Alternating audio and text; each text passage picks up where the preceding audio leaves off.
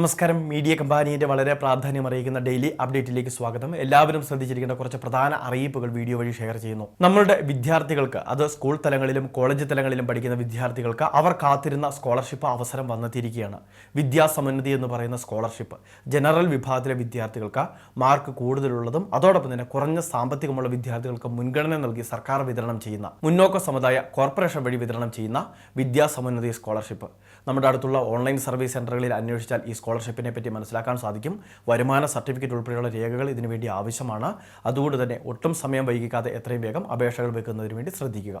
വിവിധ സ്കൂൾ തലങ്ങളിൽ അതോടൊപ്പം തന്നെ ഡിഗ്രി അതോടൊപ്പം തന്നെ PG കോഴ്സുകൾക്ക് അങ്ങനെ വ്യത്യസ്ത തരം സ്കോളർഷിപ്പുകളാണ് ഈ ഒരു സ്കീം വഴി വിതരണം ചെയ്യുന്നത്. രണ്ടാമത്തെ മറ്റൊരു പ്രധാനപ്പെട്ട അറിയിപ്പ്, കേന്ദ്ര സർക്കാരിൻ്റെ PM കിസാൻ സമ്മാൻ നിധി എന്ന് പറയുന്ന കേന്ദ്ര പദ്ധതിയിൽ ആനുകൂല്യം വർദ്ധിപ്പിക്കാൻ ഒരുങ്ങുകയാണ് കേന്ദ്ര സർക്കാർ.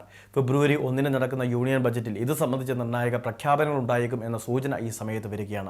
നാളുകളായിട്ട് കർഷകർക്ക് ലഭിക്കുന്നത് വർഷം 6000 രൂപയുടെ കേന്ദ്ര സഹായമാണ്. 3 ഇൻസ്റ്റാൾമെൻറ്റുകൾ 2000 രൂപ വീതമാണ് നമുക്ക് ലഭിക്കുന്നത്.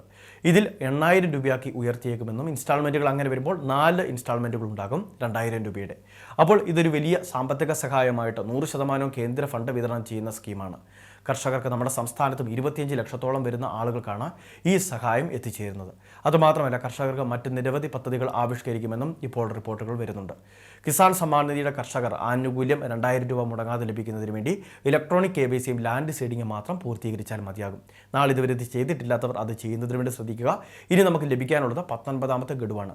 യൂണിയൻ ബജറ്റിന് ശേഷം വളരെ വൈകാതെ വിതരണം ഉണ്ടായിരിക്കും. അതായത് ഫെബ്രുവരി മാസം പകുതിയോടെ ആയിരിക്കും കിസാൻ സമ്മാൻ നിധിയുടെ അടുത്ത ഇൻസ്റ്റാൾമെന്റിന്റെ വിതരണം ഉണ്ടാവുക. മൂന്നാമത്തെ മറ്റൊരു പ്രധാനപ്പെട്ട അറിയിപ്പ്, നമ്മളുടെ സംസ്ഥാനത്തെ സ്ത്രീകൾക്ക് എന്തെങ്കിലുമൊക്കെ സംരംഭം ആരംഭിക്കുന്നതിന് വേണ്ടി അല്ലെങ്കിൽ എന്തെങ്കിലുമൊക്കെ നിർമ്മാണ യൂണിറ്റുകളെ സംബന്ധിച്ച് ഐഡിയ ഉണ്ടെങ്കിൽ അത് വിപുലീകരിക്കുന്നതിന് വേണ്ടിയൊക്കെ സാമ്പത്തിക സഹായം, അതായത് ലോൺ നൽകുന്ന വിവിധ സ്കീമുകൾ വനിതാ വികസന കോർപ്പറേഷൻ നടപ്പിലാക്കി വരുന്നുണ്ട്. വനിതാ വികസന കോർപ്പറേഷൻ്റെ ഓഫീസുകളുമായി ബന്ധപ്പെട്ട് കഴിഞ്ഞാൽ നമുക്ക് ഇതിനെപ്പറ്റിയുള്ള കാര്യങ്ങൾ കൃത്യമായിട്ട് മനസ്സിലാക്കുന്നതിന് വേണ്ടി സാധിക്കും. ഉദ്യോഗസ്ഥ ജാമ്യമോ വസ്തു ജാമ്യമോ ഉൾപ്പെടെയുള്ള കാര്യങ്ങൾ ഇതിനുവേണ്ടി നൽകേണ്ടതായിട്ടുണ്ട്. അങ്ങനെ നൽകിക്കഴിഞ്ഞാൽ നമുക്ക് 4% മുതൽ 5% അല്ലെങ്കിൽ 6% പലിശയിലൊക്കെ, വാർഷിക പലിശയിലൊക്കെ വലിയൊരു വായ്പാ തുക തന്നെ നമുക്ക് ലഭിക്കുന്ന സാഹചര്യം ഉണ്ടാകും. അപ്പോൾ ഇത്തരം പദ്ധതികൾ ഉണ്ട് എന്ന് തീർച്ചയായിട്ടും മനസ്സിലാക്കി വെക്കുക. ഇതോടൊപ്പം തന്നെ കുടുംബശ്രീ യൂണിറ്റുകൾ, ഈ സംഘങ്ങൾക്ക് പ്രത്യേകമായിട്ട് ഗ്രൂപ്പ് വായ്പകളും ഇവിടെ അനുവദിക്കുന്നുണ്ട്. സ്കീമുകളെപ്പറ്റി താല്പര്യമുള്ളവരെല്ലാം ഈ വനിതാ വികസന കോർപ്പറേഷൻ്റെ ഓഫീസുകളിൽ നേരിട്ടെത്തി കാര്യങ്ങളൊന്ന് കൃത്യമായിട്ട് ചോദിച്ച് മനസ്സിലാക്കുന്നതിന് വേണ്ടി ശ്രദ്ധിക്കുക. കൃത്യമായിട്ടുള്ള റെക്കോർഡുകൾ, അതായത് സിവിൽ റെക്കോർഡ് ഉണ്ടാവണം. മറ്റ് വായ്പയൊക്കെ എടുത്തിട്ടുണ്ടെങ്കിൽ ആ വായ്പ കൃത്യമായിട്ട് തിരിച്ചടയ്ക്കുന്നവരാണെങ്കിൽ അവർക്ക് മുൻഗണന കൂടി നൽകുന്നതായിരിക്കും. നിലവിൽ സംരംഭമുള്ളവർക്ക് അല്ലെങ്കിൽ സംരംഭം ആരംഭിക്കാൻ ആലോചനയുള്ളവർക്കെല്ലാം ഈ ഒരു വകുപ്പുമായിട്ട് ബന്ധപ്പെടാവുന്നതാണ്.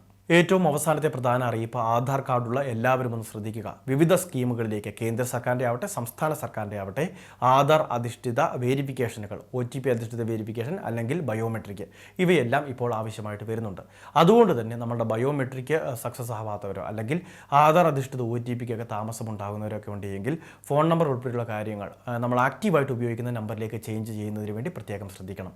ഫോൺ നമ്പർ അപ്ഡേഷൻ ചെയ്യുന്നതിനൊക്കെ ഓൺലൈൻ സർവീസ് സെൻ്ററുകളിൽ, പ്രത്യേകിച്ച് അക്ഷയ കേന്ദ്രങ്ങളിൽ സംവിധാനമുണ്ട് എന്നൊരു കാര്യം പ്രത്യേകം ശ്രദ്ധിക്കുക. അതുമാത്രമല്ല, ഇനി ആധാർ അപ്ഡേഷൻ ചെയ്യാത്തവരുണ്ടെങ്കിൽ സൗജന്യ അപ്ഡേഷൻ്റെ തീയതിയും നീട്ടിയിട്ടുണ്ട്. അല്ല എങ്കിൽ നമുക്ക് ഓഫ്ലൈനായിട്ട് അക്ഷയ കേന്ദ്രങ്ങൾ വഴിയും ആധാർ അപ്ഡേറ്റ് ചെയ്യാവുന്നതാണ്. വളരെ പ്രാധാന്യം അറിയിക്കുന്ന കുറച്ച് അറിയിപ്പുകളാണ് വീഡിയോ വഴി ഷെയർ ചെയ്തത്. ഇതുപോലെ വിവിധ അറിയിപ്പുകൾക്ക് ചാനൽ സബ്സ്ക്രൈബ് ചെയ്യുക, ഫോളോ ചെയ്യുക.